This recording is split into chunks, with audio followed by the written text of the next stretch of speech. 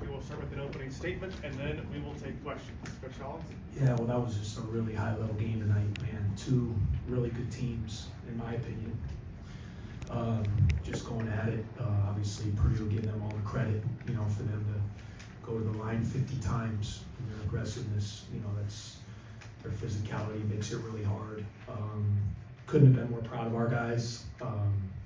We really fought, if you would have said to me before the game, you're going to be 50 down at the free throw line and boo-boo, he's going to have a shot at the buzzer to win it back, be pretty incredible. I don't know if you guys would have believed me, right? If we're down 50 free throws and we had a shot at the buzzer to win. So showed a lot about our guys to really fight, to hang in there. This is a really tough place to play. Terrific team, well coached, and it's disappointing. We give Purdue credit though in overtime. They really executed well. They're very difficult to play against, and they deserve to win. Chris, right here, that's where you were headed to, was the discrepancy in free throws. On your exit out, is that what provoked a lot of that? I'm not going to go into the officiating. We have great officiating. I just don't know if I've ever seen a box score like that, honestly. I've been, you guys, I don't know, you guys have been doing this too. A lot of you guys have been covering. I don't know if you've ever seen a disparity like that in a Big Ten game, which is like Purdue. Obviously, we're fouling that much. I feel like we're aggressive though too. I felt like, Boo Booey doesn't shoot a free throw in the game. It's kind of crazy, but that's how the game's called. And you got to live with it. That's why I was so proud of my guys. If you're down 50 at the free throw line and you have a shot at the buzzer, so you almost have to play perfect, and so our guys showed a lot of poise. Obviously, this is not many people come in here and win, and there's a reason for that, because they have great teams and this crowd is awesome and such a fun environment to play in, and it's disappointing because we had our chances, we just couldn't close the deal. Hey, Chris, one more thing. Your shooters are prolific. They've been that way for quite a while now. Anything you could have done against Edie other than all three guys trying to get 15 fouls? Yeah, it was hard, because I thought we were fighting fouls the whole game, and they make it hard, like for us, we have to. He's going to kill us one-on-one. He not only score, but he's going to foul your guys out because he's so good, and because of their shooting, the way Lance was shooting it, the way Fletch shoots it. Obviously, Braden is a terrific point guard. They spread you, they put you in kind of jams, where you gotta, what are you gonna do? And we've always kind of taken our chances a little bit with the threes and hope that, knowing they're gonna make some, but hopefully they would miss some. And obviously they made 10 tonight, and that was, Fletcher made that. I thought Lance's threes, we had a 5-point lead there in regular. I thought his 3 to cut it to 2 was a huge shot. I think Barnheiser had scored and put us up 5, and they came down and Lance. So give them credit on that. Look, it's part of the game. Everybody's out there competing, right? That was a high level game. That was two teams. I happen to think we're a good team. People might think because it's Northwestern, and you look at the history of our program that we're not there. I happen to think we're there. That's just my opinion. Hopefully, when you guys watch us play, I think we got a pretty good team. And I just hope that would carry over, in some certain areas. Chris, you mentioned poise, and I think you've done a good job against Braden Smith, and then in overtime, he just kind of went next level control in that offense, and they didn't miss a shot. And Fletcher just told us that was a broken play, the 3 that he hit there, and Braden just found him. Yeah. Keep taking that next step. Yeah, great player. Great player. I'm a big fan of Braden. You can tell how hard he's worked. He's improved from last year. He's cut his turnover, his decision making. Is much better. To your guys' point, he runs their offense. He's really good in those pick and rolls. And when you got that big fella rolling down the middle, it causes a lot of problems. So that pick and roll game, we had a hard time with it. And I think they got 2 or 3 dunks there in overtime where we were trying to figure out what to do, and we couldn't really solve it. So credit Braden. He's a terrific player. I'm a big fan of his. He gets everything he deserves. Hey, Coach, you've been around this game your whole life. Talk about Zach Edey, how you've seen this guy progress, and what you talk about him, especially you being in the game forever. Yeah, I said it, guys, and I hope he takes this as a compliment. I've never probably coached or played against anyone who distorts the game in such a positive way. I mean that, he just is such a factor in every way. You know, his size and his skill level. You know, he's got really good hands.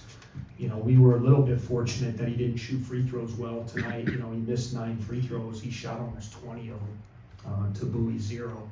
But he's a terrific player, and he deserves everything he gets. He's so hard to prepare. You can't simulate him in practice.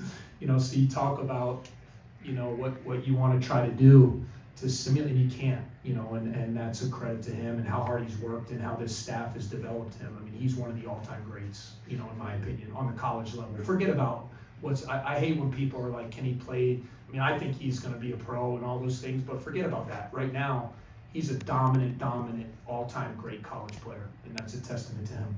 Thanks, Coach. Yes. David? Coach, you guys, or Boo and Ty specifically, combined to make 13 of your 14 three-pointers. Is that the approach Yeah. going in to have those guys shoot from deep? No, we wanted to drive the ball. You know, like we wanted to get in there. I thought we were in the paint a lot. We shot 8 free throws, so we wanted to get in their paint, kind of in our pick and rolls, and then kind of take what the defense gave us. You know, with that, but it just so happened the threes were there, and those guys are good shooters, right? So I mean, we try to play, you know, and depending on what the defense. Obviously, early in the game, they were really trying to take Boo away. You know, they did some good stuff. He didn't really get going early. And to Boo's credit, that's kind of the testament to his maturity, right? He lets the game come to him that first 8 minutes, and that's where Ty and Langborg. I mean, how many times have you guys seen and hear that knockout punch, right? The first 8 minutes from Purdue with this crowd, 15-0, 16-0, whatever, and then the game's pretty much over. You know, you're running uphill, and we knew that coming in here tonight. Like that first 8 minutes was going to be huge. And I thought Barry and Langborg's kind of start kind of kept us in the game to withstand that first punch. And then I just thought it was a heck of a game the rest of the way.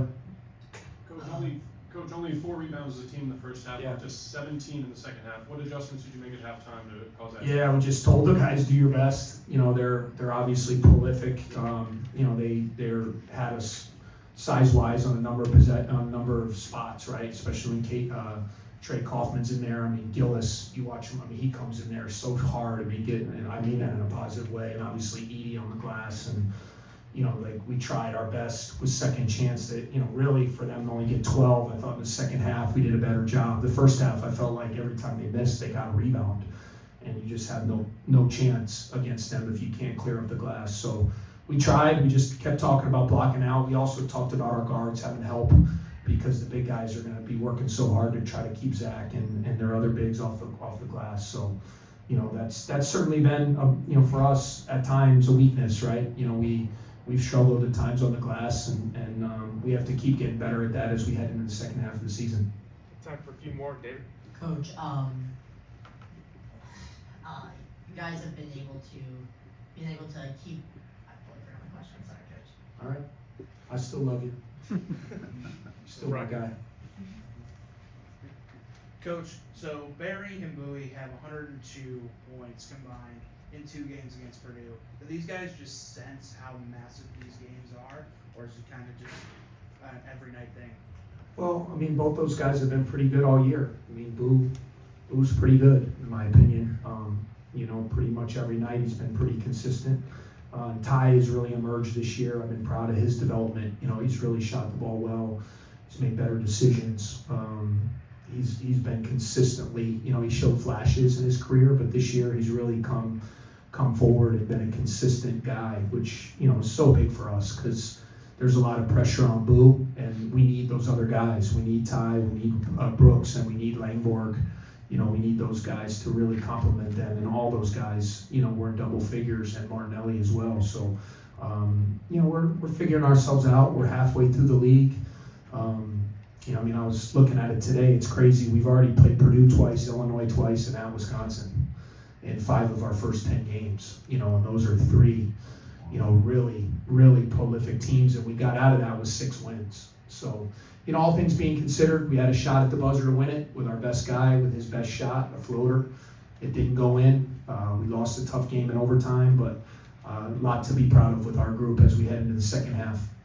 No, I got it. Yeah. Coach, you guys throughout the season, you've always said you want to let Boo be Boo and not call a timeout on those final possession type.